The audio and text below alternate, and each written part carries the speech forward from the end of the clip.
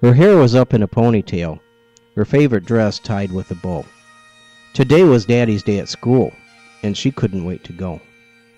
But her mommy tried to tell her that she probably should stay at home, why the kids might not understand if she went to school alone.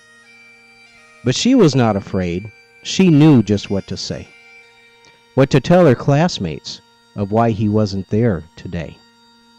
But still her mother worried for her to face this day alone. And that was why, once again, she tried to keep her daughter home.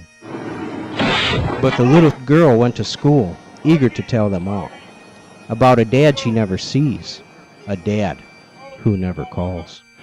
There were daddies along the wall and back for everyone to meet, children squirming impatiently, anxious in their seats. One by one, the teacher called a student from the class to introduce their daddy as seconds slowly passed. At last the teacher called her name. Every child turned to stare. Each of them was searching for a man who wasn't there. "Where's her daddy at?" she heard a boy call out. "She probably doesn't have one," another student dared to shout. And from somewhere near the back, she heard a daddy say, "Looks like another deadbeat dad too busy to waste his day." The words did not offend her as she smiled up at her mom and looked back at her teacher who told her to go on. With hands behind her back, slowly she began to speak. And out of the mouth of a child came words incredibly unique. "My daddy couldn't be here because he lives so far away. But I know he wishes he could be, since this is such a special day. And though you cannot meet him, I wanted you to know all about my daddy and how much he loves me so. He loved to tell me stories and taught me to ride my bike. He surprised me with pink roses and taught me to fly a kite. We used to share fudge sundaes and ice cream in a cone. And though you cannot see him, I'm not standing here alone, 'cause my daddy's always with me, even though we are apart. I know because he told me he'll be forever in my heart." With that, her little hand reached up and lay across her chest, feeling her own heartbeat beneath her favorite dress.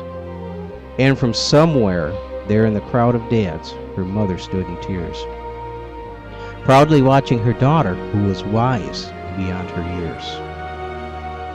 For she stood up for the love of a man not in her life, doing what was best for her, doing what was right.